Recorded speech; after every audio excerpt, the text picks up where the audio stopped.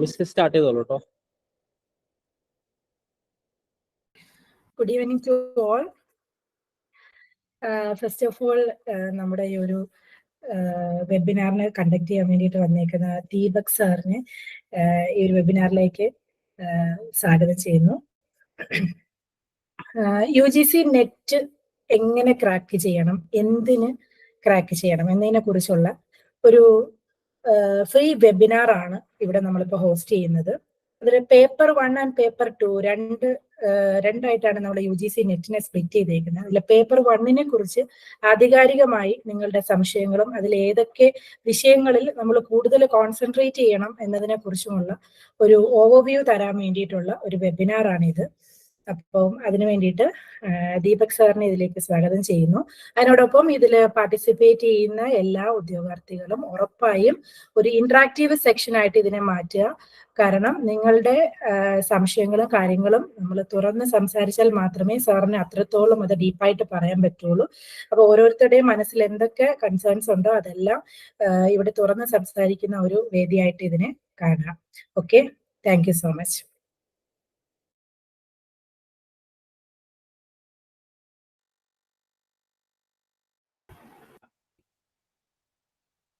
Hi everyone. So നമ്മൾ actually UGC net എക്സാമിനേഷനെ പറ്റിയുള്ള ഒരു ഡീറ്റെയിൽഡ് ഡിസ്കഷൻ ആണ് ഇന്നത്തെ ഒരു സെഷൻ കൊണ്ട് പ്ലാൻ ചെയ്തത്.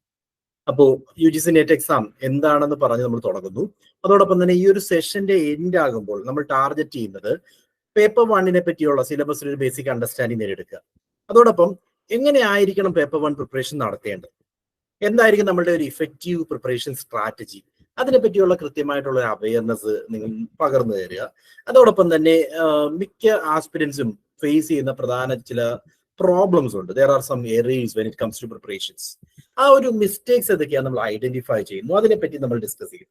അതോടൊപ്പം എന്താണ് what are the significance of A time bound study, എങ്ങനെയായിരിക്കണം നമ്മുടെ പ്രിപ്പറേഷൻ നടത്തേണ്ടത്, ഓരോ സബ്ജക്റ്റുകളും ഏത് രീതിയിൽ അല്ലെങ്കിൽ ഓരോ ടോപ്പിക് ഏരിയാസും നമ്മൾ ഏതൊക്കെ ടൈം ബേസ് ചെയ്ത് എങ്ങനെയായിരിക്കണം പ്രിപ്പയർ ചെയ്യേണ്ടത്, അതിനെപ്പറ്റിയാണ് നമ്മളൊരു ടൈം ബൗണ്ട് സ്റ്റഡിയുടെ റെലവൻസിനെ പറ്റിയും ഈ ഒരു സെഷനിൽ ഡിസ്കസ് ചെയ്യും.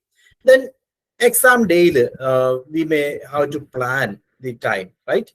എക്സാം ഡേ ടൈം മാനേജ്മെന്റ് എങ്ങനെയായിരിക്കണം, അതിനെപ്പറ്റി നമ്മൾ ഈ ഒരു സെഷൻ ഡിസ്കസ് ചെയ്യുന്നു. ആൻഡ് ഫൈനലി ഈ ഒരു സെഷന്റെ ബേസിക് എയിം എന്ന് പറയുന്നത് നമ്മുടെ എക്സാമുമായി ബന്ധപ്പെട്ട്, അതായത് കമ്പ്യൂട്ടർ സയൻസ് എക്സാം ആയാലും അതിന്റെ ജനറൽ പേപ്പറിൽ പേപ്പർ 1ന്റെ പ്രിപ്പറേഷൻ എങ്ങനെ എഫിഷ്യന്റ് ആയിട്ട് നമുക്ക് നടത്താം.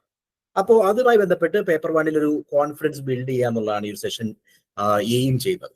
ഓക്കെ, സോ UGC നെറ്റ് എക്സാമിനേഷനെ പറ്റി പറഞ്ഞുകൊണ്ട് തന്നെ നമ്മൾ ഡിസ്കഷൻ സ്റ്റാർട്ട് ചെയ്യുന്നു. ഇൻ ബിറ്റ്വീൻ നിങ്ങൾക്ക് എന്ത് ഡൗട്ട്സ് ഉണ്ടെങ്കിലും, ഏതെങ്കിലും ഒരു ഇഷ്യൂ നിങ്ങളുടെ മനസ്സിൽ വരുന്നുണ്ടെങ്കിലും ധൈര്യമായിട്ട് ചോദിക്കുക.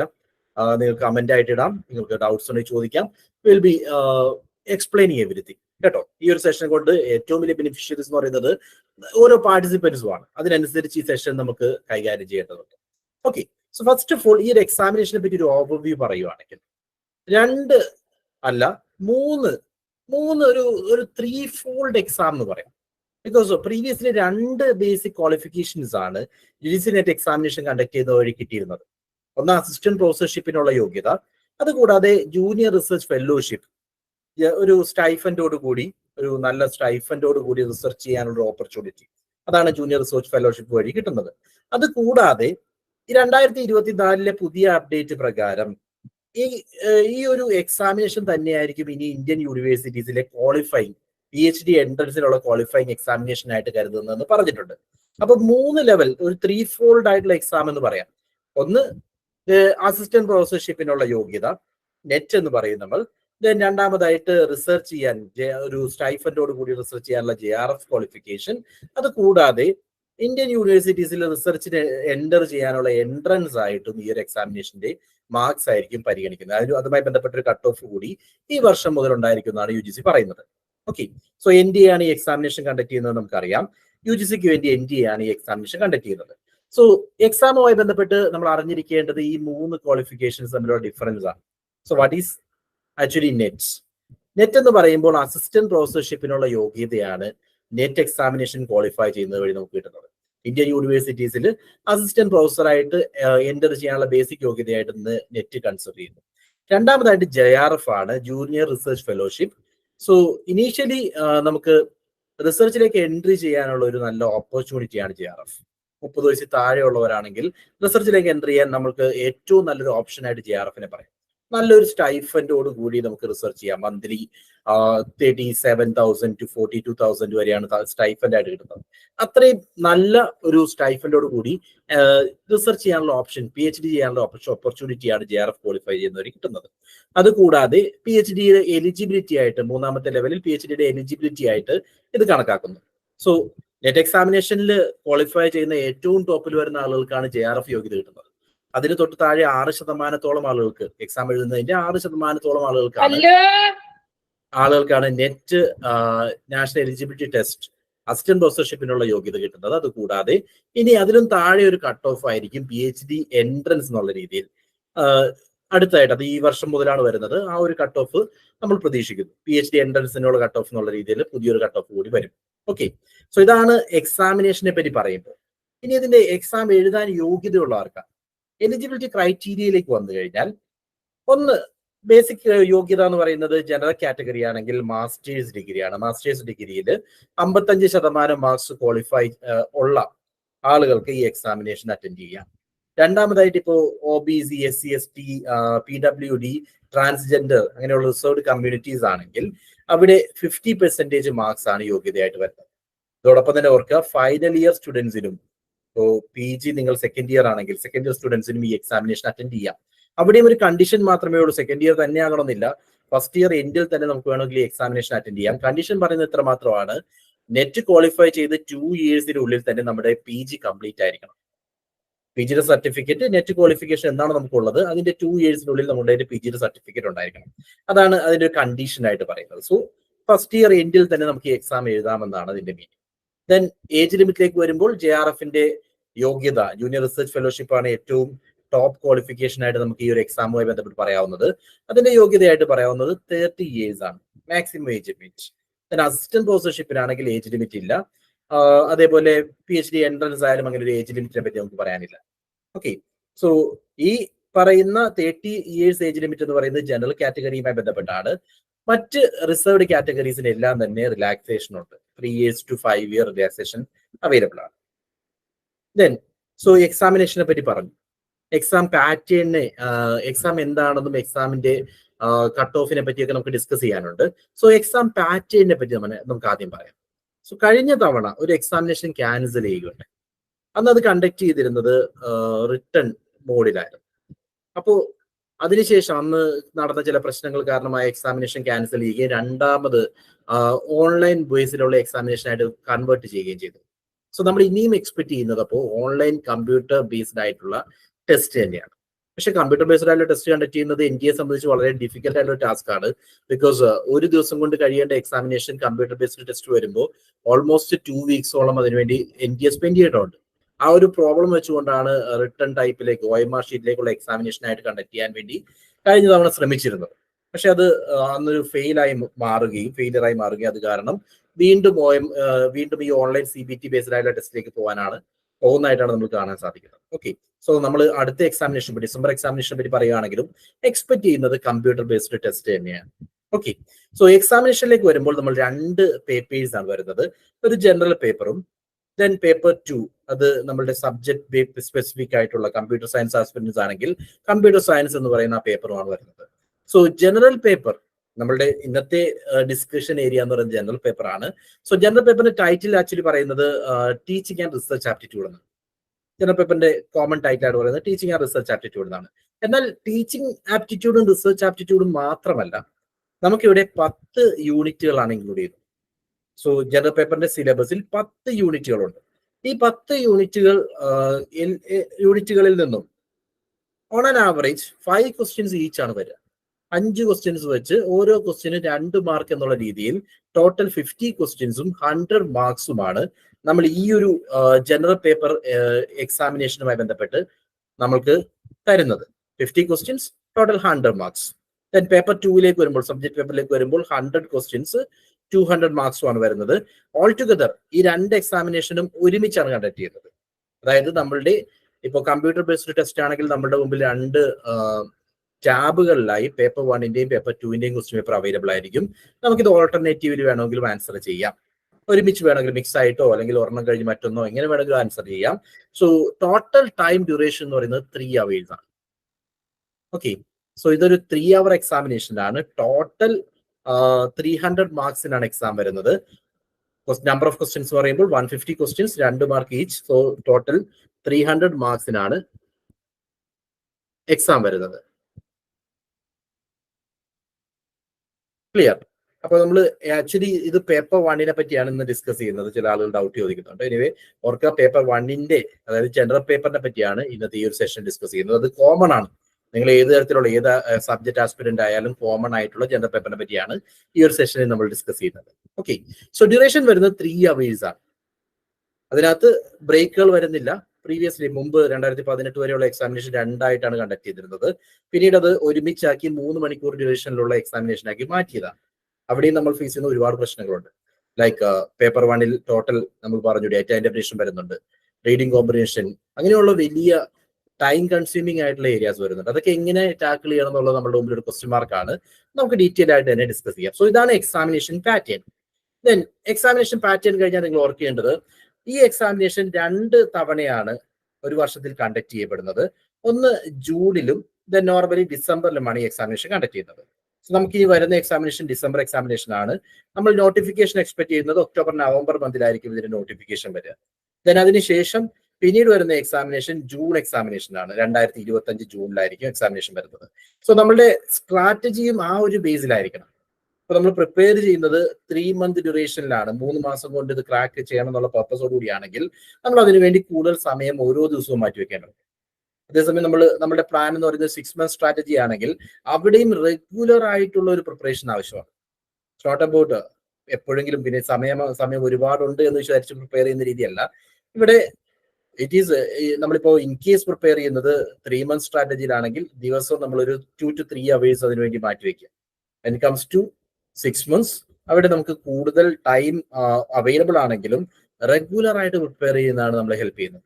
സോ മിനിമം ഒരു 1 hour പെർ ഡേ നിങ്ങളുടെ പ്രിപ്പറേഷൻ നടന്നിട്ടുണ്ടാവണം. ഓക്കെ, ഇതാണ് ഇതിന്റെ സ്ട്രാറ്റജി ആയിട്ട് പറയാം. So you need to remember 2 എക്സാമിനേഷനും കണ്ടക്ട് ചെയ്യുന്നുണ്ട്. ഡിസംബർ ജൂൺ എക്സാമിനേഷൻ എന്നുള്ള രീതിയിൽ 2 സൈക്കിളുകളായിട്ടാണ് എക്സാമിനേഷൻ തരുന്നത്. റെഗുലർ ആയിട്ട് എൻജിയുടെ വെബ്സൈറ്റുകൾ നമ്മൾ ഫോളോ ചെയ്യുകയാണെങ്കിൽ എക്സാമുമായി ബന്ധപ്പെട്ട നോട്ടിഫിക്കേഷൻ നമുക്ക് കണ്ടെത്താൻ സാധിക്കും. ദെൻ ഇനി നമ്മൾ ഓർക്കേണ്ടത് cut off criteria. Saw cut off എടുക്കുകയാണെങ്കിൽ മിനിമം മാർക്സ് പറയുന്നുണ്ട്. മിനിമം മാർക്സ് 40% മാർക്ക് ജനറൽ കാറ്റഗറിക്കും പിന്നെ 35% മാർക്ക് റിസർവ് കാറ്റഗറിക്കും ആണ് വേണ്ടത് എന്നാണ് പറയുന്നത്. അത് ജസ്റ്റ് മിനിമം ക്വാളിഫൈ മാർക്ക് എന്നുള്ള ഒരു ക്രൈറ്റീരിയ മാത്രമാണ്. അതൊരിക്കലും ഒരു 40% ക്വാളിഫൈ ചെയ്തു എന്നുള്ളതുകൊണ്ട് നിങ്ങൾക്ക് സാധാരണഗതിയിൽ നെറ്റ് ക്വാളിഫൈ ചെയ്യാൻ സാധിക്കില്ല, ക്ലിയർ ചെയ്തു എന്നുള്ള രീതിയിൽ. എന്തുകൊണ്ടാന്ന് വെച്ച് കഴിഞ്ഞാൽ ഇതൊരു മിനിമം മാർക്ക് പറയുന്നു എന്ന് മാത്രം. എന്നാലും ക്വാളിഫൈങ് ക്രൈറ്റീരിയ എന്ന് പറയുന്നത് കട്ട് ഓഫ് ആണ്. അതായത് നെറ്റിന് യോഗ്യത കിട്ടുന്നത് ഇന്ത്യയിൽ നെറ്റ് എക്സാം എഴുതുന്നതിന്റെ ടോപ്പിൽ വരുന്ന 6% ആളുകൾക്കായിരിക്കും.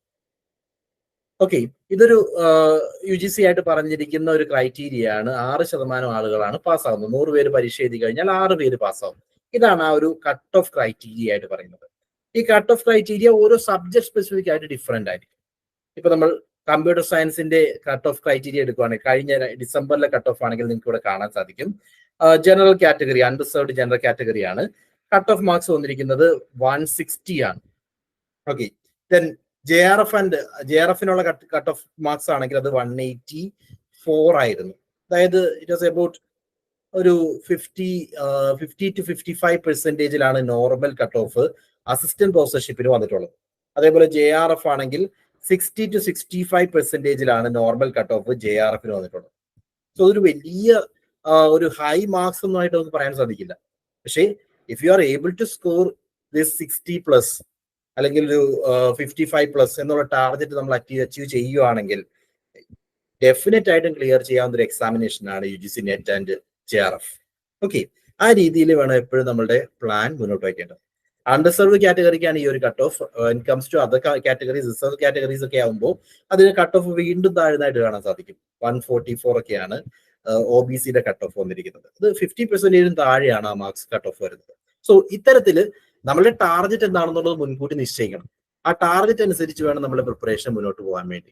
ഓക്കെ, ദെൻ അടുത്തതായിട്ട് ഓർക്കേണ്ടത് ഈ ഒരു എക്സാമിനേഷൻ ക്വാളിഫൈ ചെയ്യുന്നത് വഴി നമുക്ക് കിട്ടുന്ന കാരിയർ ബെനിഫിറ്റ്സ് എന്തൊക്കെയാണ്. So as I already told you, JRF നമ്മുടെ മുമ്പിലുള്ള ഏറ്റവും അട്രാക്റ്റീവ് ആയിട്ടുള്ള ഓപ്പർച്യൂണിറ്റി എന്ന് പറയുന്നത് ജൂനിയർ റിസർച്ച് ഫെലോഷിപ്പ് ആണ്. ഇത് സ്റ്റൈഫൻഡ് മാത്രമല്ല, സ്റ്റൈഫൻഡ് വച്ചുകൊണ്ട് PhD-യിലേക്കുള്ള ഡയറക്റ്റ് എൻട്രൻസ് ആണ് ഈ ഒരു എക്സാമിനേഷനിൽ JRF നേടിക്കഴിഞ്ഞാൽ നമുക്ക് കിട്ടുന്നത്. സോ മന്ത്ലി സ്റ്റൈഫൻഡ് എന്ന് പറഞ്ഞു കഴിഞ്ഞാൽ ഇനീഷ്യൽ ഇയേഴ്സിൽ ജൂനിയർ റിസർച്ച് ഫെല്ലോ എന്നുള്ള രീതിയിൽ 37,000 പെർ മന്ത് ആണ് നിലവിലെ സ്റ്റൈഫൻഡ് ആയിട്ട് കിട്ടുക. നെക്സ്റ്റ് 3 years വരെ നമുക്ക് 42,000 പെർ മന്ത് ആണ് സീനിയർ റിസർച്ച് ഫെല്ലോ എന്നുള്ള രീതിയിൽ ഫെലോഷിപ്പ് ആയിട്ട് കിട്ടുന്നത്. ഓക്കെ, സോ ഇത്രയും ഫെലോഷിപ്പ് കിട്ടി പഠിക്കാനുള്ള ഒരു അവസരമാണ് നമ്മുടെ മുമ്പിൽ വരുന്നത്. അതായത് PhD ഒരു ഡോക്ടർ ടൈറ്റിൽ നമ്മുടെ മുമ്പിൽ കൊണ്ടുവരാം, നമ്മുടെ പേരിന്റെ മുമ്പിൽ വരുത്താം. അതിനുവേണ്ടി പ്രിപ്പയർ ചെയ്യാൻ വേണ്ടി നമുക്ക് സ്റ്റൈഫൻഡ് തരുവാണ്. മന്ത്ലി ഇത്രയും സ്റ്റൈഫൻഡോടുകൂടി പ്രിപ്പയർ ചെയ്യാനുള്ള ഒരു അവസരം. That's an opportunity. നമ്മൾ വിട്ടുകളയാൻ പാടില്ലാത്തൊരു അവസരമാണത്. 30 വയസ്സിന് താഴെയാണ് നമ്മളുടെ ഏജ് എങ്കിൽ ഡെഫിനറ്റ് ആയിട്ടും JRF-ന് വേണ്ടി നമ്മൾ ട്രൈ ചെയ്തിട്ടുണ്ടാവണം. ഓക്കെ, ദെൻ അടുത്തത് നെറ്റാണ് ക്വാളിഫൈ ചെയ്യുന്നതെങ്കിൽ അസിസ്റ്റന്റ് പ്രൊഫസർഷിപ്പിനുള്ള യോഗ്യതയായിട്ട് നമുക്ക് പറയാം. അതേപോലെ തന്നെ നെറ്റ് യോഗ്യതയുള്ളവർക്ക് മറ്റ് എൻട്രൻസുകൾ ഇല്ലാതെ തന്നെ PhD-ക്ക് എൻ്റർ ചെയ്യാനും സാധിക്കും. ഓക്കെ, നെറ്റ് യോഗ്യതയുള്ളവർക്ക് അതിന് ഒരു ടൈം പീരീഡ് പറയുന്നുണ്ട്, വിത്തിൻ 2 years ആയിരിക്കണം PhD-യിൽ നമ്മൾ എൻ്റർ ചെയ്യണം എന്നുകൊണ്ട്. അതേപോലെ തന്നെ ഇപ്പോൾ PhD എൻട്രൻസിന് വേണ്ടി ഒരു ലോവർ മാർക്സും വരുന്നുണ്ട്. സോ ഡെഫിനറ്റ്ലി പറയുമ്പോൾ ഏറ്റവും ബേസിക് ആയിട്ട് ഈ എക്സാമിനേഷൻ കണ്ടക്ട് ചെയ്യുന്ന പർപ്പസ് എന്ന് പറയുന്നത് നമ്മളെ ഹയർ സ്റ്റഡീസിനുള്ള ഒരു ഓപ്പർച്യൂണിറ്റി കിട്ടുന്നു, അസിസ്റ്റന്റ് പ്രൊഫസർഷിപ്പിനുള്ള ഒരു ഓപ്പർച്യൂണിറ്റി കിട്ടുന്നു. ഇതൊക്കെയാണ് ഈ ഒരു എക്സാമിനേഷന്റെ ടാർഗറ്റ്സ് ആയിട്ട് പറയാവുന്നത്. ഓക്കെ, ദെൻ നൗ നമ്മൾ ഡയറക്ട്ലി ഇത്രയും നേരം നമ്മൾ ഈ എക്സാമിനേഷനെ പറ്റിയാണ് ബ്രീഫ് ചെയ്തത്. ഇനി നമുക്ക് എക്സാമിനേഷന്റെ പ്രിപ്പറേഷൻ സ്ട്രാറ്റജിയിലേക്ക് പോകും. First of all you need to understand syllabus.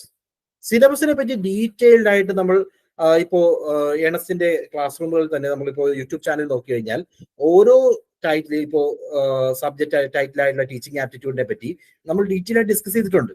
Please you can go through that കേട്ടോ. അതിനകത്ത് പ്രീവിയസ് ക്വസ്റ്റ്യനും എല്ലാം പറയുന്നുണ്ട്. ഇന്ന് നമ്മൾ ഉദ്ദേശിക്കുന്നത് ഒരു ബേസിക് ഐഡിയ തരിക എന്നുള്ളതാണ്.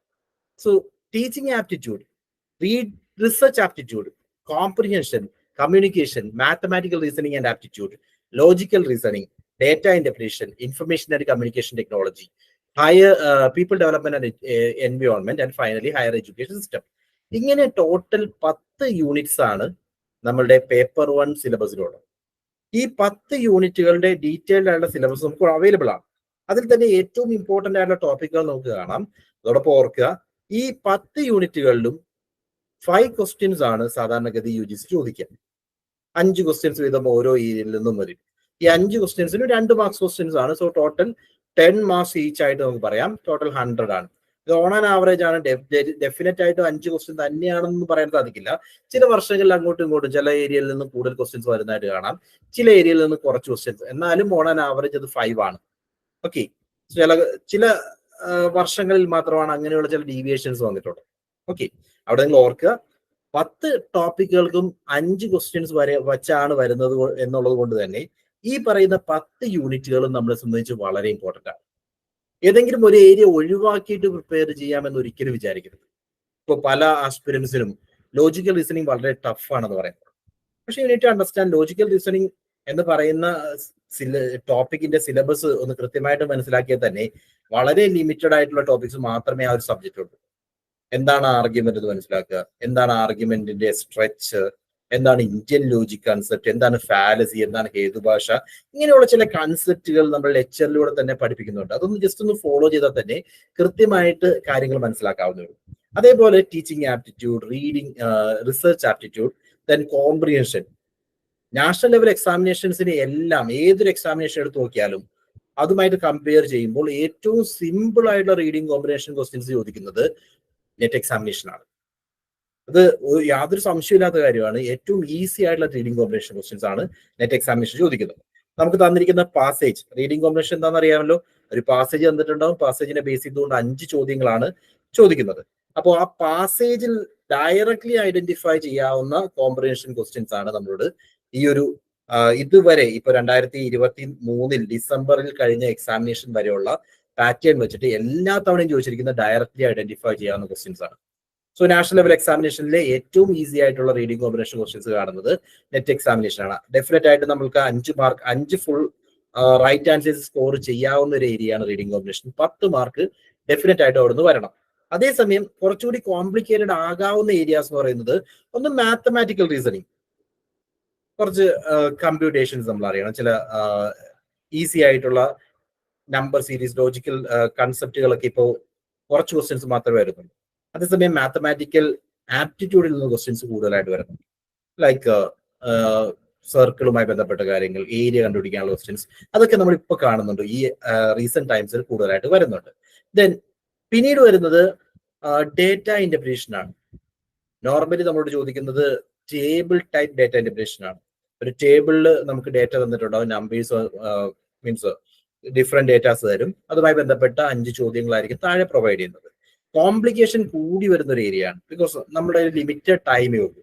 ആ ലിമിറ്റഡ് ടൈമിനുള്ളിൽ ഈ തന്നിരിക്കുന്ന 5 ക്വസ്റ്റ്യൻസിന് ആൻസർ കണ്ടുപിടിക്കുക എന്ന് പറയുന്നത് കമ്പാരിറ്റീവ്ലി ടഫ് ആണ്.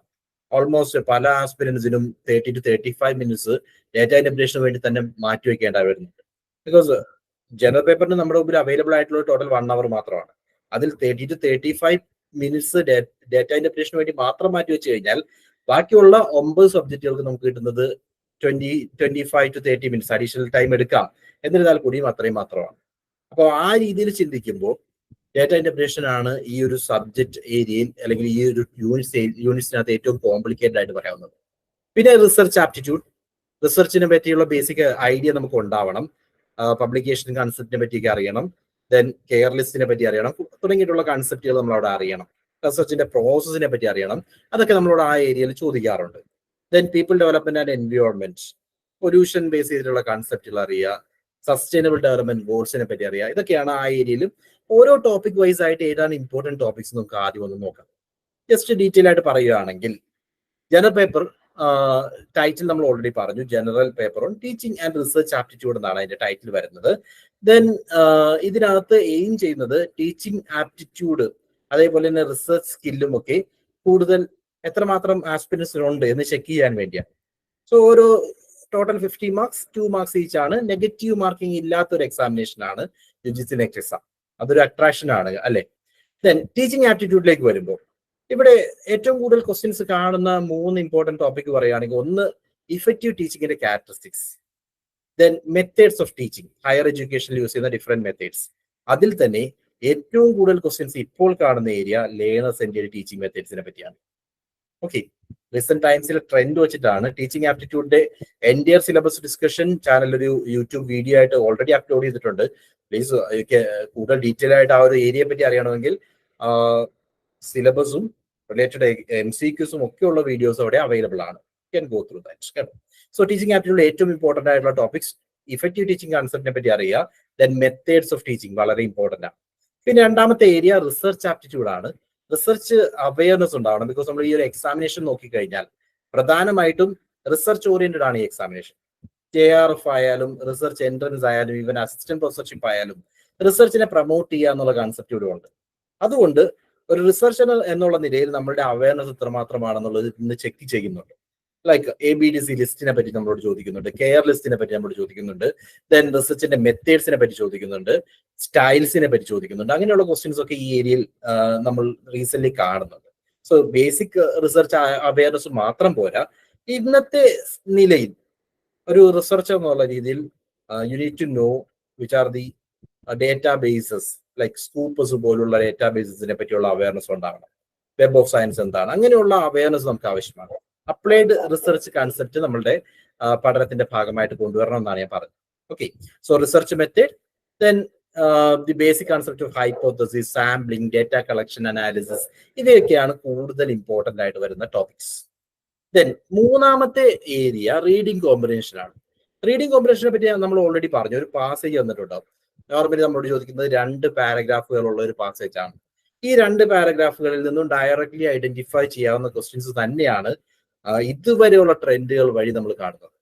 ഓൾമോസ്റ്റ് എല്ലാ എക്സാമിനേഷൻസിലും ഇപ്പൊ ജനറൽ പേപ്പർ ഓരോ സബ്ജക്ട് വൈസ് ആയിട്ടുള്ള എക്സാമിനേഷൻ ജനറൽ പേപ്പർ ഉണ്ട്. അപ്പൊ എല്ലാത്തിലും കാണുന്നത് ഈസി ആയിട്ടുള്ള റീഡിംഗ് കോമ്പിനേഷൻ ക്വസ്റ്റ്യൻസ് തന്നെയാണ്. കോംപ്ലിക്കേഷൻ വളരെ കുറഞ്ഞൊരു ഏരിയ എന്ന് പറയാം. ഈവൻ ദോ റീഡിംഗ് കോമ്പിനേഷൻ കൃത്യമായിട്ട് ചെയ്യണമെങ്കിൽ language awareness is A must. ഒറ്റ വായനയിൽ കാര്യങ്ങളും മനസ്സിലാക്കാനുള്ള എബിലിറ്റി വേണം.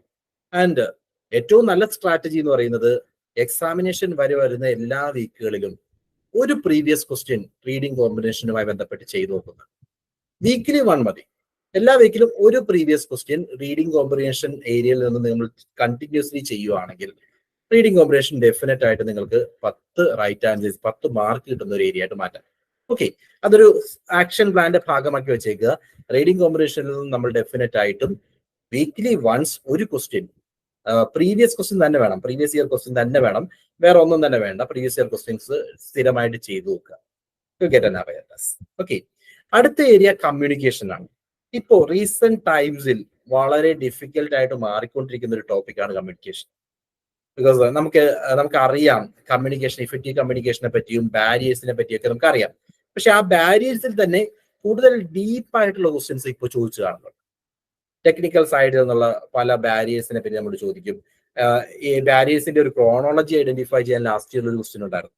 സീക്വൻസ് ഐഡന്റിഫൈ ചെയ്യുക, ഒരു കമ്മ്യൂണിക്കേഷനെ അഫക്ട് ചെയ്യുന്ന, ഇപ്പൊ ഇന്റർപേഴ്സണൽ കമ്മ്യൂണിക്കേഷനെ അഫക്ട് ചെയ്യുന്ന ബാരിയേഴ്സിനെ സീക്വൻഷ്യലി അറേഞ്ച് ചെയ്യാൻ. സോ അത്രയും ഡീറ്റെയിൽഡ് ആയിട്ട് മനസ്സിലാക്കിയാൽ മാത്രമേ ആ ഏരിയയിൽ ആൻസർ ചെയ്യാൻ സാധിക്കൂ. സോ നമ്മൾക്ക് വളരെ സ്ട്രാറ്റജിക് ആയിട്ട് നേരിടേണ്ട ഒരു ഏരിയയാണ് കമ്മ്യൂണിക്കേഷൻ. കൃത്യമായിട്ട് പഠിക്കുക. ഓരോ ടോപ്പിക്കുകളും ഡീപ്പായിട്ട് പഠിച്ചു പോകേണ്ട ഒരു ഏരിയ ആയിട്ട് കമ്മ്യൂണിക്കേഷൻ മനസ്സിലാക്കുക. ഇതിൽ തന്നെ ക്ലാസ് റൂം കമ്മ്യൂണിക്കേഷന് കൂടുതൽ ഇമ്പോർട്ടൻസ് ഉണ്ട്. അതേപോലെ ബാരിയേഴ്സ് ഓഫ് കമ്മ്യൂണിക്കേഷൻ, ഏറ്റവും ഇമ്പോർട്ടൻ്റ് ആയുള്ള 2 ടോപ്പിക്കുകൾ പറയുകയാണെങ്കിൽ ഇവ തന്നെയാണ്. ഓക്കെ, അടുത്ത യൂണിറ്റ് പറയുന്നത് മാത്തമാറ്റിക്കൽ റീസണിങ്ങിനെ പറ്റിയാണ്. മാത്തമാറ്റിക്കൽ റീസണിങ്ങിൽ നമുക്ക് എന്തായാലും ക്വസ്റ്റ്യൻസ് എക്സ്പെക്ട് ചെയ്യാവുന്ന area number series, codes, relationship, അങ്ങനെയുള്ള നമ്പർ സീരീസോ ലെറ്റർ സീരീസോ ഒരു ക്വസ്റ്റ്യൻ സാധാരണഗതി ചോദിക്കാറുണ്ട്. അതേപോലെ കോഡ് റിലേറ്റഡ് ആയിട്ടുള്ള പ്രോബ്ലംസ് ചോദിക്കാറുണ്ട്, റിലേഷൻഷിപ്പ് റിലേറ്റഡ് ആയിട്ടുള്ള പ്രോബ്ലംസ് ചോദിക്കാറുണ്ട്. ഇവ 3 ഒക്കെ വരുവാണെങ്കിൽ നോർമലി ക്വസ്റ്റ്യൻ പേപ്പർ ഈസി ആയിരിക്കും. ആൻഡ് റീസെന്റ് ടൈംസിൽ കൂടുതൽ ആപ്റ്റിറ്റ്യൂഡ് ബേസ് ചെയ്തിട്ടുള്ള ക്വസ്റ്റ്യൻസും കാണാറുണ്ട്. കമ്പ്യൂട്ടർ സയൻസിന് ആസ്പിറൻസിന് മാത്തമാറ്റിക്കൽ ഏരിയ കുറച്ചുകൂടി ഈസി ആയിരിക്കും ഞാൻ പ്രതീക്ഷിക്കുന്നു. അവിടെ ആപ്റ്റിറ്റ്യൂഡ് ബേസ്ഡ് ആയിട്ടുള്ള ക്വസ്റ്റ്യൻസ് എന്ന് പറയുമ്പോൾ റേഷ്യൂസ്, അല്ലെങ്കിൽ ക്വസ്റ്റ്യൻസ് ഫ്രം സർക്കിളുമായി ബന്ധപ്പെട്ടു, അല്ലെങ്കിൽ ക്യൂബുമായി ബന്ധപ്പെട്ടു, അങ്ങനെ കുറെ ക്വസ്റ്റ്യൻസ് ഒക്കെ ഉണ്ടല്ലോ, ഏരിയ ബേസ്ഡ് ആയിട്ടുള്ള ക്വസ്റ്റ്യൻസ് ഒക്കെ. അങ്ങനെയുള്ള ക്വസ്റ്റ്യൻസ് ഒക്കെ കൂടുതലായിട്ട് കാണുന്നു. സിലിണ്ടറുമായി ബന്ധപ്പെട്ട ക്വസ്റ്റ്യൻസ്, അതൊക്കെ ഈ റീസെന്റ് ആയിട്ട് നമ്മൾ കാണുന്ന ട്രെൻഡ് പ്രകാരം അത്തരം ക്വസ്റ്റ്യൻസ് കൂടി വരുന്നുണ്ട്. എന്നിരുന്നാൽ കൂടിയും ഒരു 3 ക്വസ്റ്റ്യൻസ് നോർമലി ഈസി ആയിരിക്കും. 2 ക്വസ്റ്റ്യൻസ് ടഫായിട്ട് കാണുന്ന ഒരു ഏരിയ ആണ് മാത്തമാറ്റിക്കൽ റീസണിങ്. ഈ ഒരു ഏരിയയിൽ നമ്മൾ പ്ലാൻ ചെയ്യേണ്ടത്, ഇപ്പോൾ ഇൻ കേസ് നിങ്ങൾ 3 മാസത്തെ സ്ട്രാറ്റജിയിലാണ് പോകുന്നതെങ്കിൽ ഡെയിലി ബേസിൽ മാത്തമാറ്റിക്കൽ റീസണിങ് ഏരിയയിൽ നിന്നും ക്വസ്റ്റ്യൻസ് ചെയ്തു നോക്കണം. ഒരു 5 ക്വസ്റ്റ്യൻസ് ഒക്കെ വെറുതെ പ്രീവിയസ് ഇയർ ക്വസ്റ്റ്യൻ പേപ്പർ തന്നെ എടുക്കുക. 5 ക്വസ്റ്റ്യൻസ് ഒക്കെ റാൻഡംലി എടുത്ത് ചെയ്തു നോക്കുകയാണെങ്കിലും മാത്തമാറ്റിക്കൽ റീസണിങ് ഈസി ആക്കി എടുക്കാം. നിങ്ങൾ പ്ലാൻ ചെയ്യുന്നത് ജൂൺ എക്സാമിനേഷനിലാണെങ്കിൽ ഓൾട്ടർനേറ്റീവ് ഡേയ്സിലെങ്കിലും ഈ ഒരു സ്ട്രാറ്റജി മാത്തമാറ്റിക്കൽ റീസണിങ് നമ്മുടെ പ്രിപ്പറേഷന്റെ ഭാഗമായിട്ട് വരണം. റെഗുലർലി ഓരോ ക്വസ്റ്റ്യൻസ് ഒക്കെ ചെയ്തു നോക്കുന്ന രീതിയിൽ കാര്യങ്ങൾ മുന്നോട്ട് വരിക. പിന്നെ ഉള്ളത് ലോജിക്കൽ റീസണിങ് ആണ്. ലോജിക്കൽ റീസണിങ് പേരിൽ മാത്രമേ അത്രയും ഡിഫിക്കൽട്ട് ആയിട്ട് വരുന്നുള്ളൂ. ലോജിക്കൽ റീസണിങ്ങിൽ ആർഗ്യുമെന്റിന്റെ സ്ട്രക്ചർ മനസ്സിലാക്കിയാൽ തന്നെ നമുക്ക് ഏറ്റവും എളുപ്പമാക്കാവുന്ന ഒരു ഏരിയ ആണ് ലോജിക്കൽ റീസണിങ്. അവിടെ ഒരു ആഡഡ് ആയിട്ട് പറയാൻ വേണ്ടി, എക്സാം എഴുതുന്ന 90% ആളുകളും പ്രിപ്പയർ ചെയ്യാത്തൊരു ഏരിയയാണ് ലോജിക്കൽ റീസണിങ്. അധികം എഫർട്ട് കൊടുക്കാത്തൊരു ഏരിയയാണ് ലോജിക്കൽ റീസണിങ്.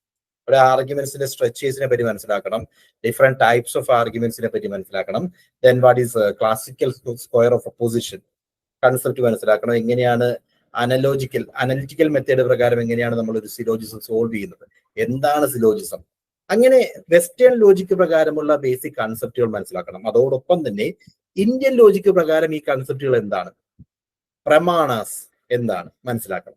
സോ 6 പ്രമാണാസ് ഉണ്ട്, അവ ഓരോന്നും എന്താണ്, അതിന്റെ മീനിങ് എന്താണ്, ഇങ്ങനെ ഓരോ സ്റ്റെപ്പ് ബൈ സ്റ്റെപ്പ് ആയിട്ട് കാര്യങ്ങൾ പഠിച്ചു പോയാൽ ലിമിറ്റഡ് സിലബസ് കാണുമ്പോൾ വളരെ വാസ്റ്റ് ആയിട്ട് തോന്നുമെങ്കിലും എന്താണോ സിലബസിൽ പറഞ്ഞിരിക്കുന്നത് ആ ഓരോ ടേംസ് കൃത്യമായിട്ട് പഠിച്ചാൽ മതി.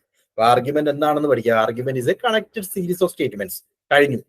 കണക്റ്റഡ് സീരീസ് ഓഫ് സ്റ്റേറ്റ്മെന്റ്സ് ആണ് ആർഗ്യുമെന്റ്. അപ്പൊ ആർഗ്യുമെന്റ് എന്ന് പറയുന്ന ടൈറ്റിൽ എന്താണോ പറഞ്ഞിരിക്കുന്നത് അത് മനസ്സിലാക്കാൻ പറ്റും. അത് കഴിഞ്ഞാൽ ആർഗ്യുമെന്റ് ഡിഫറെന്റ് ടൈപ്സിലേക്ക് പോവുക. ഇൻഡക്റ്റീവ്, ഡിഡക്റ്റീവ് അപ്രോച്ചുകളെ പറ്റി നമുക്ക് പഠിക്കാം. Then classical square opposition. All these terms are directly given in the syllabus itself. സിലബസിൽ തന്നെ പറയുന്നുണ്ട് ഈ ഓരോ ടേമുകളും. അപ്പൊ എന്തൊക്കെയാണ് ഈ ടേമുകൾ എന്ന് കൃത്യമായിട്ട് പഠിച്ചു കഴിഞ്ഞാൽ തന്നെ ആ സിലബസ് ഏരിയ നമുക്ക് ക്ലവർ ആയിട്ട് ടാക്കിൾ ചെയ്യാം. So that will be an added advantage. മറ്റ് സബ്ജക്റ്റുകളെ അപേക്ഷിച്ച് നമ്മളുടെ ആഡഡ് അഡ്വാൻറ്റേജ് ആയിട്ട് മാറാൻ പറ്റുന്ന ഒരു ഏരിയയാണ് ലോജിക്കൽ റീസണിങ്. ഒരു കാരണവശാലും വിട്ടുകളയരുത്. ഒരു 10 days ഇതിനു വേണ്ടി മാറ്റിവെക്കുക. 10 days എഫേർട്ട് മതിയാവും ലോജിക്കൽ റീസണിങ് കൃത്യമായിട്ട് മനസ്സിലാക്കിയെടുക്കാൻ. അവിടെ ഫാലസീസിനെ പറ്റി പഠിക്കണം. ഫാലസീസിന്റെ ഇന്ത്യൻ വെർഷൻ ആയിട്ടുള്ള ഹേതു ഭാഷാസിനെ പറ്റി പഠിക്കണം. സിലബസ് ചേഞ്ച് വരുവാണെങ്കിൽ ഹേതു ഭാഷ പോകാൻ ചാൻസ് ഉണ്ട്, ഇന്ത്യൻ ലോജിക്ക് ഒഴിവാകാൻ ചാൻസ് ഉണ്ട്. സിലബസ് ചേഞ്ചിനെ പറ്റി പറഞ്ഞിട്ടുണ്ട്, പക്ഷേ ഈ വർഷവും ഡിസംബർ എക്സാമിനേഷനിൽ സിലബസ് ചേഞ്ച് ഒന്നും നമ്മൾ പ്രതീക്ഷിക്കുന്നില്ല. കാര്യമായിട്ടുള്ള മാറ്റങ്ങളൊന്നും ഉണ്ടാവണമെന്നില്ല, സെയിം രീതിയിൽ തന്നെ പോകാനാണ് chance. So December exam aspire ചെയ്യുന്ന എല്ലാവരും ഹേതു ഭാഷാസിനെ പറ്റിയും ഇന്ത്യൻ ലോജിക്കിനെ പറ്റിയും ഒക്കെ ഡീറ്റെയിൽ ആയിട്ട് പഠിക്കേണ്ടതുണ്ട്. ഓക്കെ, സോ അതാണ് ലോജിക്കൽ റീസണിങ് ഏരിയ. സിലബസിൽ തന്നിരിക്കുന്ന ഒരു ടോപ്പിക്കുകളും വിട്ടുകളയരുത്. ഓരോ ഏരിയയും തിയറിറ്റിക്കലി എന്താണെന്ന് മനസ്സിലാക്കുക, അതാണ് ഇമ്പോർട്ടൻറ്റ്. ഓക്കെ, അടുത്തത് ഇൻഫർമേഷൻ ആൻഡ് കമ്മ്യൂണിക്കേഷൻ ടെക്നോളജിയാണ്, ICT. ICTയിലേക്ക് വരുമ്പോൾ കമ്പ്യൂട്ടറിന്റെ ബേസിക്സ് നമുക്കിവിടെ ഇമ്പോർട്ടൻ്റ് ആണ്. ബേസിക്സ് ഓഫ് കമ്പ്യൂട്ടർ, അതിൽ തന്നെ പറയാനുള്ളത് സൈബർ സെക്യൂരിറ്റീസിനെ പറ്റി, സെക്യൂരിറ്റി കൺസെപ്റ്റിനെ പറ്റി മനസ്സിലാക്കുക. എന്താണ് സൈബർ സെക്യൂരിറ്റി ത്രെറ്റ്സ്, ഫിഷിംഗ് പോലുള്ള കാര്യങ്ങൾ. ഇപ്പോൾ കമ്പ്യൂട്ടർ സയൻസ് ആസ്പിരൻസ് ആണ് കൂടുതലുള്ളത്. ഓർക്കുക, ഫിഷിംഗ് എന്താണ്, അല്ലെങ്കിൽ മറ്റ് സൈബർ ത്രെറ്റ്സിനെ പറ്റി നമ്മളോട് ചോദിക്കാം. അങ്ങനെയുള്ള ഡയറക്റ്റ് ക്വസ്റ്റ്യൻസ് ഇരുന്ന് പ്രതീക്ഷിക്കാവുന്നതാണ് ICT. അതേപോലെ ലേണിംഗ് കൺസെപ്റ്റുകൾ, then email and internet related ടേംസുമായി ബന്ധപ്പെട്ട ക്വസ്റ്റ്യൻസ് നമ്മൾ ചോദിക്കാം. കമ്പ്യൂട്ടർ മെമ്മറിയുമായി ബന്ധപ്പെട്ടും സോഫ്റ്റ്വെയർ ടേംസുമായി ബന്ധപ്പെട്ടൊക്കെ ICTയിൽ നമ്മളോട് ക്വസ്റ്റ്യൻസ് ചോദിക്കാറുണ്ട്. ഓക്കെ, ഇതൊക്കെയാണ് ICTയിൽ ഓർക്കേണ്ടത്. പിന്നെ ഡേറ്റ ഇന്റർപ്രിറ്റേഷൻ ആണ്. ഡേറ്റ ഇന്റർപ്രിറ്റേഷൻ കമ്പാരിറ്റീവ്ലി ഒരു ടഫർ ഏരിയ എന്ന് ഞാൻ ഓൾറെഡി പറഞ്ഞു. Because table type data interpretation തന്നെയാണ് സ്ഥിരമായിട്ട് ചോദിച്ചു കാണുന്നത്. ഒരു തവണ മാത്രമാണ് പൈ ഡയഗ്രം ബേസ് ചെയ്തിട്ടുള്ള ഡേറ്റ ഇന്റർപ്രിറ്റേഷൻ ചോദിച്ചത്. അതിൽ ഓർക്കുക, ടേബിൾ ടൈപ്പ് ഡേറ്റ ഇന്റർപ്രിറ്റേഷൻ ആയാലും ഡയറക്ട്ലി നമുക്ക് ആൻസർ ചെയ്യാവുന്ന രീതിയിലുള്ള ക്വസ്റ്റ്യൻസ് ഒന്നും അല്ല വരുന്നത്. കോംപ്ലിക്കേഷൻ കൂടുതലാണ്. ഓക്കെ, ബിക്കോസ് നമുക്ക് ചിലപ്പോൾ ഒന്നോ രണ്ടോ കോളംസ് അഡീഷണൽ ആയിട്ട് ബിൽഡ് ചെയ്തിട്ട് ആൻസർ ചെയ്യേണ്ടതാണ് ഡേറ്റ ഇന്റർപ്രിറ്റേഷൻ. സോ കൂടുതൽ സമയം പ്രിപ്പറേഷന് വേണ്ടി മാറ്റിവെക്കേണ്ട ഒരു ഏരിയയാണ് data interpretation. Okay, so regularly December exam plan ചെയ്യുകയാണെങ്കിൽ എക്സാമിന് മുമ്പ് അറ്റ്ലീസ്റ്റ് ഒരു 30 sets of data interpretation questions എങ്കിലും ചെയ്യുക. 30 എണ്ണം. അത് പ്രീവിയസ് ഇയർ ക്വസ്റ്റ്യൻ പേപ്പേഴ്സ് എടുക്കുക. Previous year question paper base ചെയ്തിട്ടുള്ള ഏറ്റവും റീസെന്റ് ആയിട്ടുള്ള ക്വസ്റ്റ്യൻ പേപ്പർ ബേസ് ചെയ്തിട്ടുള്ള ഡേറ്റ ഇന്റർപ്രിറ്റേഷൻ ക്വസ്റ്റ്യൻസ് കളക്ട് ചെയ്യുക. അത് 30 എണ്ണമെങ്കിലും ചെയ്യാൻ സാധിച്ചു കഴിഞ്ഞാൽ ഒരു പരിധി വരെ ഡേറ്റ ഇന്റർപ്രിറ്റേഷൻ എന്ന് പറയുന്ന ഒരു പ്രശ്നം നമുക്ക് ഒഴിവാക്കാൻ സാധിക്കും. ഓക്കെ, സോ ഡേറ്റ ഇന്റർപ്രിറ്റേഷൻ വേണ്ടി നമുക്ക് സ്ട്രാറ്റജി എന്ന് പറയുന്നത്, പ്രിപ്പറേഷൻ സ്ട്രാറ്റജി എന്ന് പറയുന്നത് പ്രീവിയസ് ഇയർ ക്വസ്റ്റ്യൻസ് തന്നെയാണ്. കളക്ട് ചെയ്യുക. മിനിമം ഒരു 30 സെറ്റ്സ് ക്വസ്റ്റ്യൻസ് എങ്കിലും എക്സാമിനേഷന് മുമ്പായിട്ട് നമ്മൾ ചെയ്തിരിക്കണം. ഓക്കെ, അതാണ് ഡേറ്റ ഇന്റർപ്രിറ്റേഷൻ. പിന്നെ വരുന്നത് പീപ്പിൾ ഡെവലപ്മെന്റ് ആൻഡ് എൻവയോൺമെന്റ്. ഇവിടെ സസ്റ്റൈനബിൾ ഡെവലപ്മെന്റ് ഗോൾസിൽ നിന്നൊരു ക്വസ്റ്റ്യൻ സാധാരണഗതി ചോദിക്കും. ഏറ്റവും ഇമ്പോർട്ടന്റ് ആയിട്ടുള്ള ഏരിയ എന്ന് പറയുന്നത് SDG ആണ്, സസ്റ്റൈനബിൾ ഡെവലപ്മെന്റ് ഗോൾസ്. 17 ഗോളുകളെ പറ്റിയും കൃത്യമായിട്ടുള്ള ധാരണ ഉണ്ടാവണം. ദെൻ പൊല്യൂഷൻ കൺട്രോൾ, പൊല്യൂഷനുമായി ബന്ധപ്പെട്ട ക്വസ്റ്റ്യൻസ് ഉണ്ടാവാറുണ്ട്. അതിൽ തന്നെ നോയിസ് പൊല്യൂഷൻ, കൂടുതൽ സിഗ്നിഫിക്കൻസ് കൊടുക്കുന്നത് നോയിസ് പൊല്യൂഷൻ ആണ്. ദെൻ ക്ലൈമറ്റ് ചേഞ്ചുമായി ബന്ധപ്പെട്ട റീസെന്റ് എന്തെങ്കിലും ഇഷ്യൂസ് ഉണ്ടെങ്കിൽ അത് കൃത്യമായിട്ടൊന്ന് നോക്കുക. വാർത്തകളിലൊക്കെ ഇവിടെയാണ് ഒരു കറണ്ട് അഫയേഴ്സ് ടച്ച് വരുന്ന ഒരു ഏരിയ. വാർത്തകളിലൊക്കെ ക്ലൈമറ്റ് ചേഞ്ചുമായി ബന്ധപ്പെട്ട് എന്തെങ്കിലും ഒരു ന്യൂസോ ആർട്ടിക്കിളോ ഒക്കെ വന്നിട്ടുണ്ടെങ്കിൽ അതിന് കൂടുതൽ ഇമ്പോർട്ടൻസ് കൊടുക്കുകയാണെങ്കിൽ നമ്മുടെ പ്രിപ്പറേഷൻ ഇഫക്റ്റീവ് ആകും. സോ ഇതാണ് പീപ്പിൾ ഡെവലപ്മെന്റ് ആൻഡ് എൻവയോൺമെന്റ്. കൂടുതൽ ഇമ്പോർട്ടന്റ് ആയിട്ടുള്ള ഏരിയ സസ്റ്റൈനബിൾ ഡെവലപ്മെന്റ്, എൻവയോൺമെന്റൽ issues, pollution control, climate change, eco friendly initiatives by government, അങ്ങനെയുള്ള കാര്യങ്ങളൊക്കെ പീപ്പിൾ ഡെവലപ്മെന്റ് ആൻഡ് എൻവയോൺമെന്റിൽ ഇമ്പോർട്ടന്റ് ആണ്. ഓക്കെ, അവിടെ കൂടുതലായിട്ട് ഓർക്കേണ്ടത് ഇപ്പോൾ ഇന്റർനാഷണൽ എഗ്രിമെന്റ്സ് ഒക്കെ ഉണ്ട്. ഇന്റർനാഷണൽ ഇപ്പോൾ പാരീസ് പ്രോട്ടോകോൾ, ക്യോട്ടോ പ്രോട്ടോകോൾ പോലുള്ള ഇന്റർനാഷണൽ എഗ്രിമെന്റ്സ് ഒക്കെ മനസ്സിലാക്കുക. സിലബസിൽ പറയുന്നുണ്ട് ഇവയെല്ലാം, അവയൊക്കെ കൃത്യമായിട്ട് മനസ്സിലാക്കിയാൽ മതി. And the final topic is higher education system. Higher education സിസ്റ്റത്തിലേക്ക് വരുമ്പോൾ ഇവിടെ നമ്മൾ NEPക്ക് കൂടുതൽ ഇമ്പോർട്ടൻസ് കൊടുക്കുക. ന്യൂ എഡ്യൂക്കേഷൻ പോളിസി 2020 പാസ്സാക്കിയിട്ടുള്ള ന്യൂ എഡ്യൂക്കേഷൻ പോളിസി കൃത്യമായിട്ട് പഠിച്ചിരിക്കുന്നു. ആ ഡോക്യുമെന്റിനകത്ത് പറയുന്ന വേർഡ്സ് ഉൾപ്പെടെ. Last year I saw one question. ആ ക്വസ്റ്റ്യൻ ഇങ്ങനെയായിരുന്നു, NEPയിൽ മെൻഷൻ ചെയ്തിരിക്കുന്ന ഏൻഷ്യന്റ് ഇന്ത്യൻ യൂണിവേഴ്സിറ്റീസ് ഏതൊക്കെയാണ്? NEPയിൽ മെൻഷൻ ചെയ്തിരിക്കുന്ന യൂണിവേഴ്സിറ്റീസ് ഏതൊക്കെയാണ്? നമുക്ക് 4 ഓപ്ഷൻസ് തന്നിട്ടുണ്ട്, അതിൽ ഒരെണ്ണം മാത്രം മെൻഷൻ ചെയ്തിട്ടില്ല. ഐഡന്റിഫൈ ചെയ്യാൻ പറ്റും. അപ്പൊ അത്ര കൃത്യമായിട്ടുള്ള ഒരു പഠനം ന്യൂ എഡ്യൂക്കേഷൻ പോളിസിയുമായി ബന്ധപ്പെട്ടതാണ്. പുതിയ റെഗുലേറ്റീവ്സ് ആരൊക്കെയാണ്, ആൻഡ് അവരുടെ ഫങ്ഷൻസ് എന്തൊക്കെയാണ്, മാച്ച് ദി ഫോളോയിങ് ഒക്കെ ആയിട്ട് ഈ ഒരു ഏരിയയിൽ നമ്മൾ ചോദിക്കാറുണ്ട്. ദെൻ എഡ്യൂക്കേഷൻ റിലേറ്റഡ് ആയിട്ടുള്ള പുതിയ ലോസ്, അത് NEP ആണ് ഇവിടെ പ്രധാനമായിട്ടുള്ളത്. ദെൻ ഡിഫറെന്റ് ഇൻസ്റ്റിറ്റ്യൂഷൻസിനെ പറ്റി, UGC, AICT പോലുള്ള പഴയ ഇൻസ്റ്റിറ്റ്യൂഷൻസും അത് മാറി പുതുതായിട്ട് പ്രപ്പോസ് ചെയ്തിരിക്കുന്ന ഇൻസ്റ്റിറ്റ്യൂഷൻസും അതിനെ പറ്റിയുള്ള അവയർനെസ് കൃത്യമായിട്ട് നമുക്ക് വേണം. Then ancient universities, reforms in education and commissions relating to education.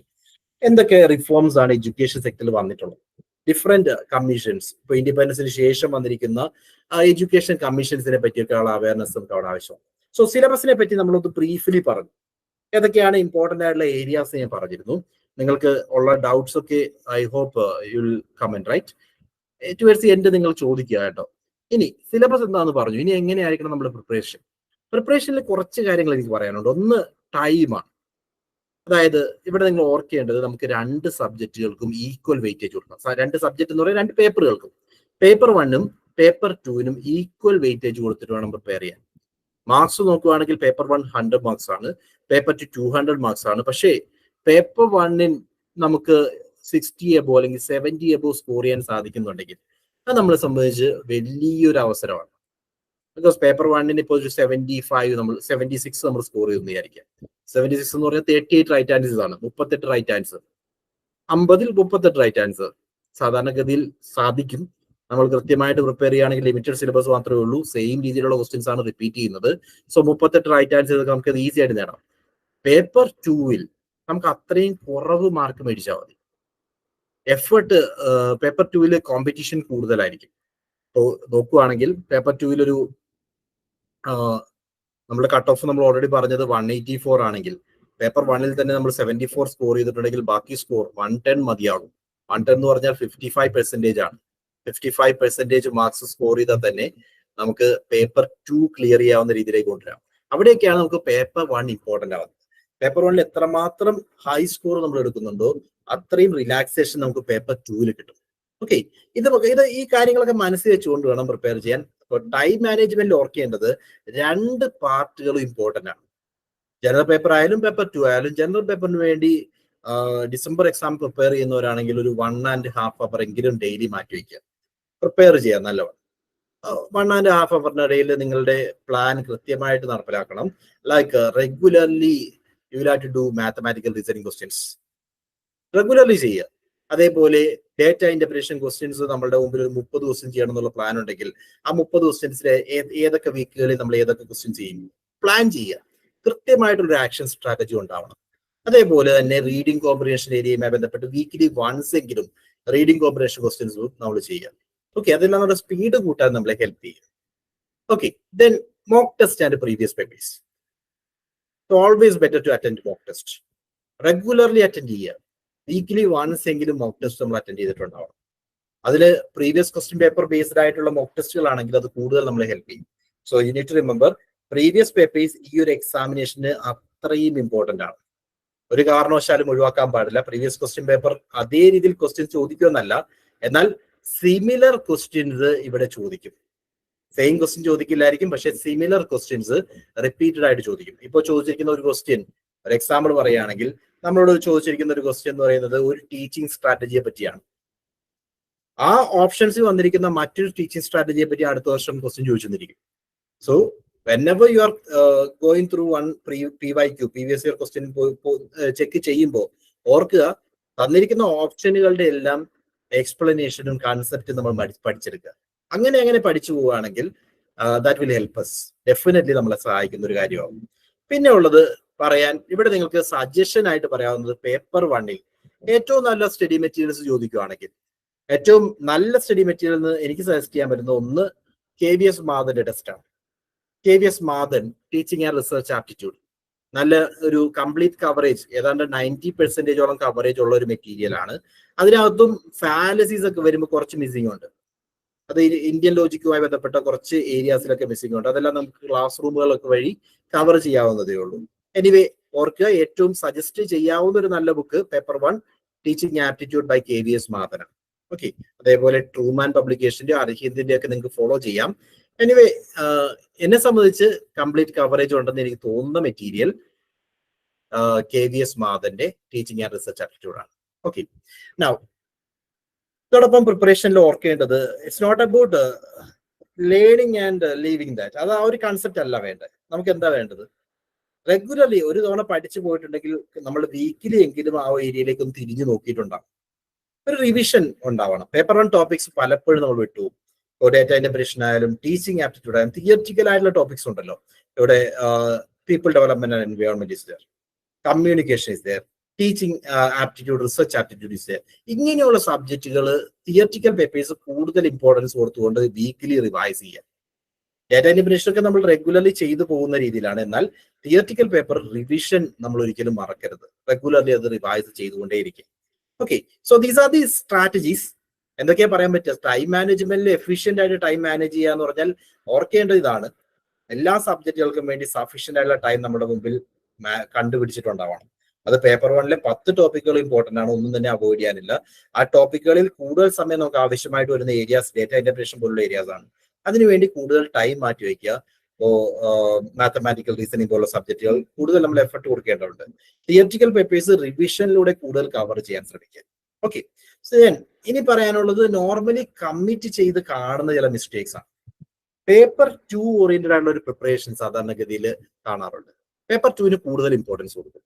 അങ്ങനെ കൊടുക്കുമ്പോൾ പേപ്പർ 1 സാധാരണ ഒരു മറന്നു പോകാറുണ്ട്. ഓക്കെ, നമ്മൾ നോക്കുമ്പോൾ പേപ്പർ 1 100 മാർക്സിനുള്ളൂ, പേപ്പർ 2 200 മാർക്സിനുണ്ട്. സോ അതിന് കൂടുതൽ വെയിറ്റേജ് കൊടുക്കാം എന്ന് വിചാരിക്കരുത്. രണ്ട് രീതിക്കും ഈക്വൽ വെയിറ്റേജ് കൊടുക്കാം. ബിക്കോസ് പേപ്പർ 1 എത്ര കൂടുതൽ സ്കോർ ചെയ്യുന്നുണ്ടോ അവർ ക്വാളിഫൈ ചെയ്യാനുള്ള ചാൻസ് വളരെ കൂടുതലാണ്. അത് ഞാൻ ഓൾറെഡി നിങ്ങളോട് പറഞ്ഞു.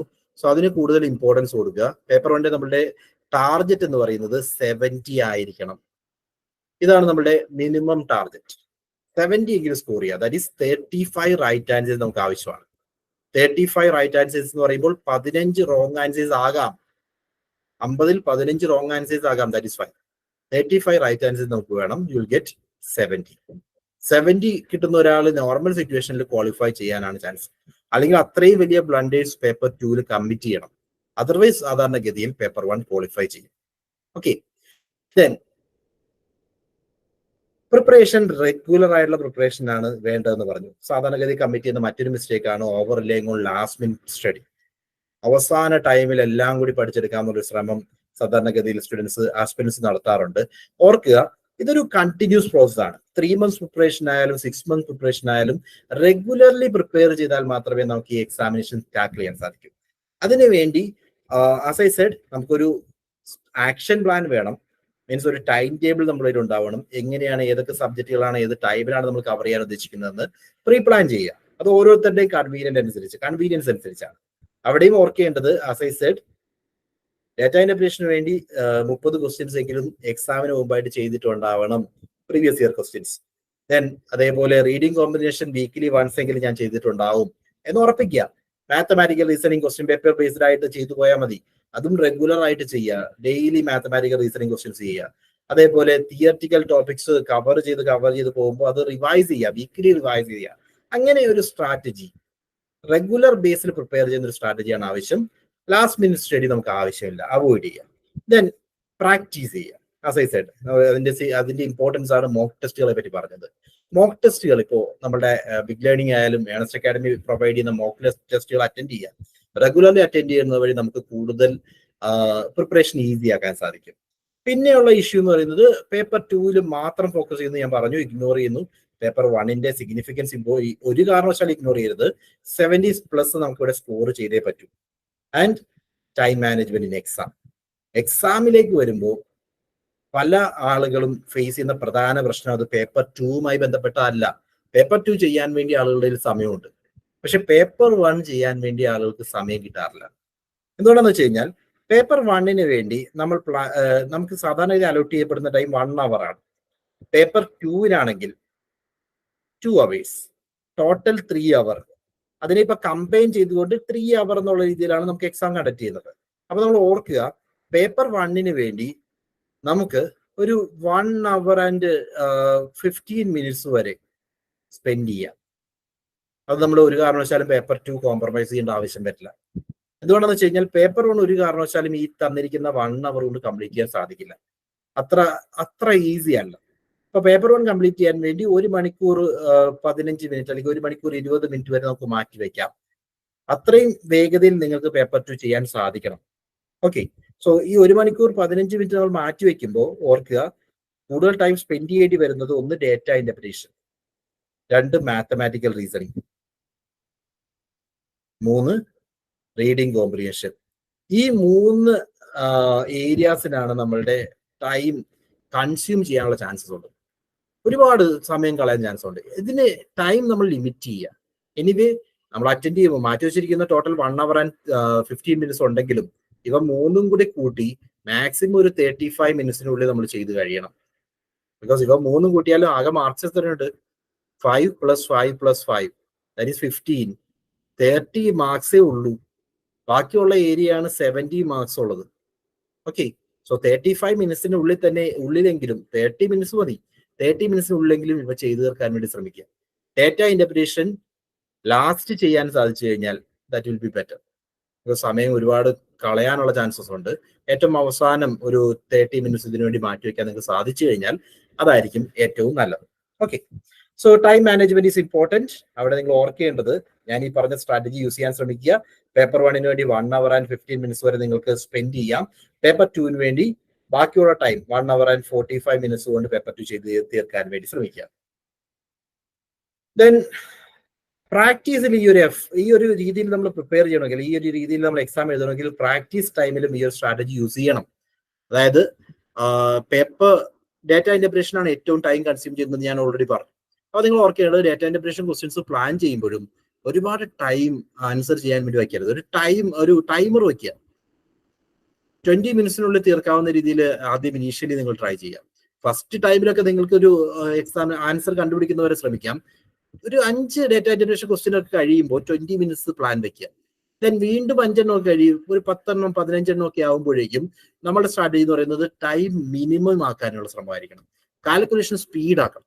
എത്രമാത്രം വേഗത്തിൽ നമുക്ക് ആൻസർ കണ്ടുപിടിക്കാൻ പറ്റുമോ അത്രമാത്രം നല്ലത്.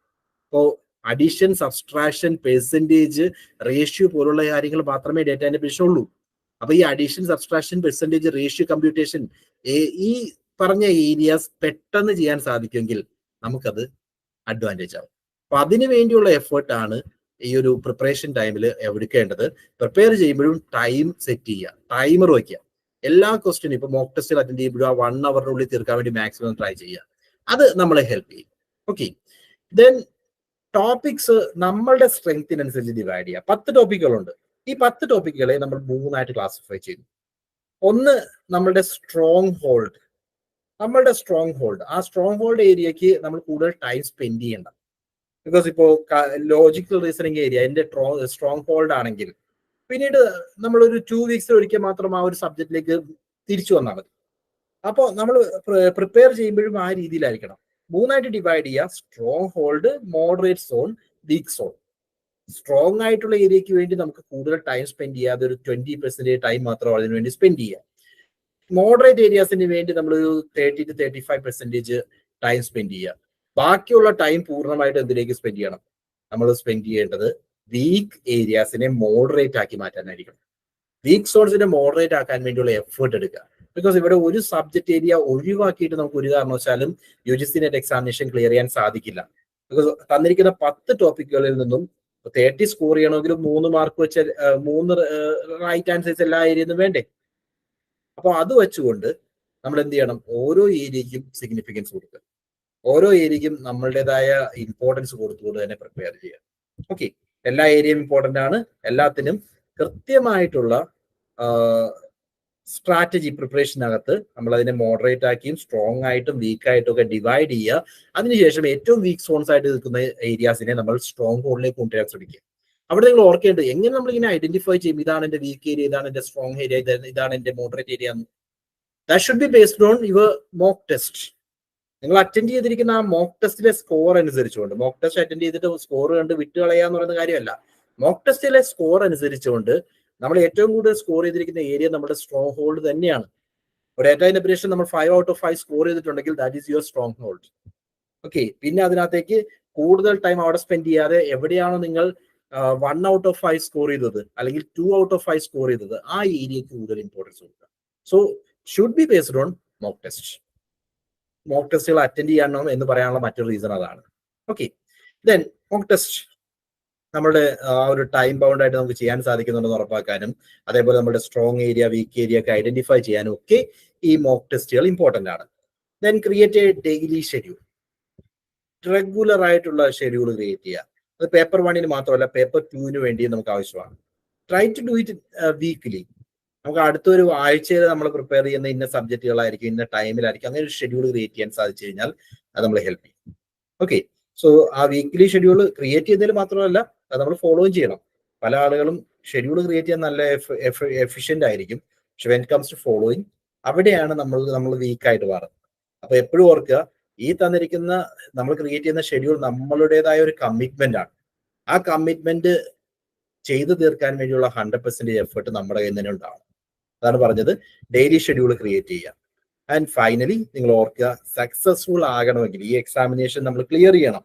JRF വേണം, നെറ്റ് വേണം. ഓക്കെ, ഇതിനു വേണ്ടി നമ്മൾ ഓർക്കേണ്ടത് ബാലൻസ്ഡ് ആയിട്ടുള്ള ഒരു പ്രിപ്പറേഷൻ നമുക്ക് ആവശ്യമാണ്. ഓരോ ഏരിയയ്ക്കും ഇമ്പോർട്ടൻസ് കൊടുക്കുക. പേപ്പർ 1, പേപ്പർ 2 രണ്ടും ഈക്വലി ഇമ്പോർട്ടൻ്റ് ആണ്. അതേപോലെ പേപ്പർ 1 വന്നു കഴിഞ്ഞാൽ 10 ടോപ്പിക്കുകളും ഈക്വലി ഇമ്പോർട്ടൻ്റ് ആണ്. അവിടെ നമ്മൾ ഒരു ടോപ്പിക്കുകളും വിട്ടുകളയരുത്. എല്ലാ ടോപ്പിക്കുകളുടെയും ഏത് ടൈമിൽ പ്രിപ്പയർ ചെയ്യുമെന്നുള്ളത് മുൻകൂട്ടി തീരുമാനിച്ചേക്കുക. Then regular practice is relevant. Practice makes you perfect. അങ്ങനെ ഓർത്തേക്കണം. Regular practice is relevant. Mathematical reasoning, data interpretation, reading comprehension ഏരിയാസിന് വേണ്ടി പ്രത്യേകം പറയുകയാണ് റെഗുലർലി പ്രാക്ടീസ്. പിന്നെ ഉള്ളത്, നമ്മൾ സാധാരണഗതി കമ്മിറ്റ് ചെയ്യുന്ന മിസ്റ്റേക്കുകൾ എന്തൊക്കെയാണെന്ന് പറഞ്ഞു. ആ മിസ്റ്റേക്കുകൾ ഒരു കാരണവശാലും ഈ പ്രിപ്പറേഷനകത്ത് കമ്മിറ്റ് ചെയ്യരുത്. ഓക്കെ, പേപ്പർ 1 മാത്രമല്ല, പേപ്പർ 2 ഇമ്പോർട്ടൻ്റ് ആണ്. പേപ്പർ 2 മാത്രമല്ല, പേപ്പർ 1 ഇമ്പോർട്ടൻ്റ് ആണ്. സോ രണ്ടിനും വെയിറ്റേജ് ഈക്വലി കൊടുക്കുക. ദെൻ ചില സബ്ജക്റ്റുകൾ നമുക്ക് കംഫർട്ടബിൾ അല്ല എന്ന് കാണുമ്പോൾ അത് ഒഴിവാക്കി വിടുന്ന ഒരു രീതിയുണ്ട്. അതും നല്ലതല്ല. Because all topics are relevant for us. അതായത് ഏതെങ്കിലും ഒരു ടോപ്പിക് ഒഴിവാക്കിയിട്ട് ഈ എക്സാമിനേഷൻ നമുക്ക് ക്ലിയർ ചെയ്യാൻ പറ്റില്ല. Okay, and finally mock test and time management.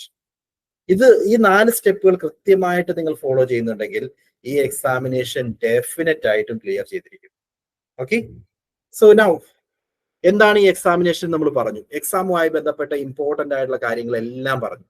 ഇനി I want to hear from you. നിങ്ങളുടെ ഡൗട്ട്സ്, ക്വറീസ് അത് സോൾവ് ചെയ്യാനാണ് ഞാൻ ഇവിടെ ഉള്ളത്. എന്തെങ്കിലും ഡൗട്ട്സോ ക്വറീസോ ഒക്കെ ഉണ്ടെങ്കിൽ ചോദിക്കാം. Open four questions.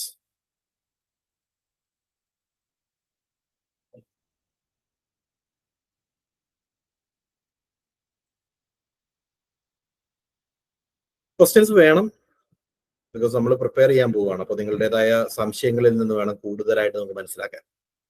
Yes please.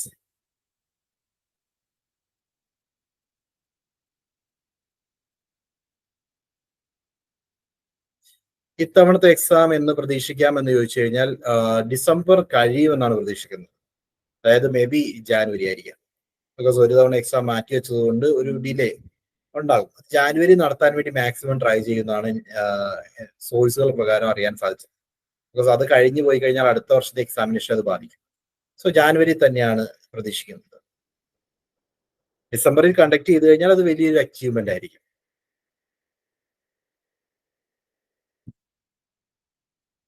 എല്ലാവരും നല്ല രീതിയിൽ പ്രിപ്പയർ ചെയ്യുന്നുണ്ടെന്ന് വിചാരിക്കുന്നു. ഡിസംബർ എക്സാമിനേഷനിലേക്ക് നമ്മുടെ മുമ്പിൽ ഇനി ഡിസംബർ എക്സാം നടക്കുകയാണെങ്കിൽ എനിവേ നമ്മുടെ മുമ്പിൽ 120 ദിവസങ്ങളൊക്കെ ഉള്ളൂ.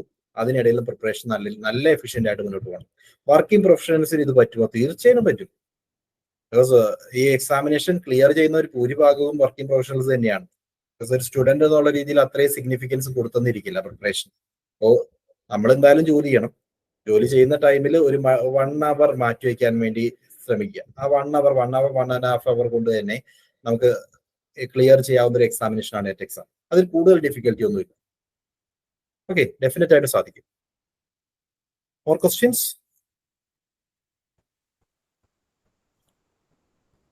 ഹലോ സർ, കേൾക്കാമോ? യാ, കേൾക്കാം, പറഞ്ഞു. സർ PhD-യുടെ കാര്യം പറഞ്ഞിട്ടുണ്ടായിരുന്നില്ലേ? യെസ്, പറയൂ. ഇപ്പോ നമ്മുടെ കോളേജ് പ്രൊഫസറിന്റെ ഒരു ക്വാളിഫിക്കേഷൻ കണ്ടു കഴിഞ്ഞാൽ അതിനകത്ത് PhD മാൻഡേറ്ററി ആക്കിയിട്ടില്ലേ? നിലവിൽ നെറ്റ് ഉള്ളവർക്കും കോളേജ് പ്രൊഫസറായിട്ട് ജോയിൻ ചെയ്യാം. റിലാക്സേഷൻ ഉണ്ടായിരുന്നു. ഓക്കെ, ഇപ്പൊ നെറ്റ് ഇല്ലാത്ത ഇപ്പൊ പ്രിപ്പയർ ചെയ്ത് തുടങ്ങുന്ന ആളുകൾക്ക് നെറ്റ് കമ്പൽസറി ആണ് അല്ലേ? നെറ്റും PhD കമ്പൽസറി ആണ്. നിലവിൽ ഞാൻ പറഞ്ഞത് ഇപ്പോ മുമ്പ് അങ്ങനെ ഒരു നോട്ടിഫിക്കേഷൻ വന്നതിന് ശേഷം ചില കേസുകൾ പോവുകയും അതിനുശേഷം നെറ്റ് മതി, അതേപോലെ സ്റ്റേറ്റ് എലിജിബിലിറ്റി ടെസ്റ്റുകൾ വഴിയും ജോയിൻ ചെയ്യാമെന്നുള്ള ഒരു നോട്ടിഫിക്കേഷൻ ഇടയ്ക്ക് വന്നിരുന്നു. ഓക്കെ, അത് പിന്നീട് ഇനി വരുന്ന ടൈമിൽ അത് PhD ആയി മാറുന്നുള്ളതിൽ സംശയമൊന്നുമില്ല. ഇപ്പൊ ജോയിൻ ചെയ്യുന്നവർക്ക് നെറ്റ് മതി.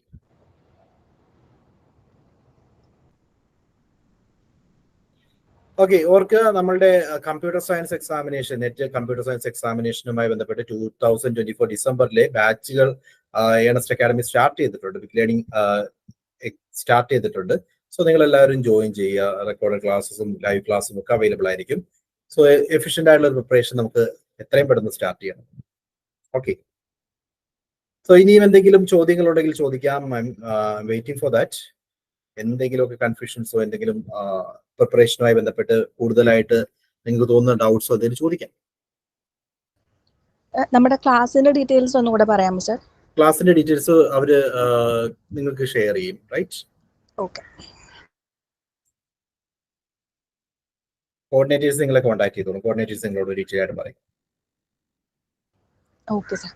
സിലബസുമായി ബന്ധപ്പെട്ടോ പ്രിപ്പറേഷനുമായി ബന്ധപ്പെട്ടോ വേറെ എന്തെങ്കിലും സംശയങ്ങൾ ആർക്കെങ്കിലും ഉണ്ടോ? ഇല്ല സർ, ക്ലിയർ ആണ്. ശരി, okay. Shall I wind up? Okay. Okay sir. Okay, thank you everyone. Thank you for being here. ഈ ഒരു ഷോർട്ട് സെക്ഷനിലൂടെ പറയാൻ, നിങ്ങളുമായിട്ട് ഷെയർ ചെയ്യാൻ ഉദ്ദേശിച്ച കാര്യങ്ങളെല്ലാം പറഞ്ഞു എന്നാണ് വിശ്വസിക്കുന്നത്. ഈ പറഞ്ഞ കാര്യങ്ങളെല്ലാം നിങ്ങൾക്ക് എല്ലാവർക്കും ബെനിഫിഷ്യൽ ആയി എന്ന് വിശ്വസിക്കുന്നു. ഇത്രയും ടൈം ഇവിടെ സ്പെൻഡ് ചെയ്തതിനും ഞാൻ പറഞ്ഞ കാര്യങ്ങൾ ശ്രദ്ധിച്ചിരുന്നതിനും എല്ലാവർക്കും ഒരുപാട് നന്ദി. Thank you. Thank you sir.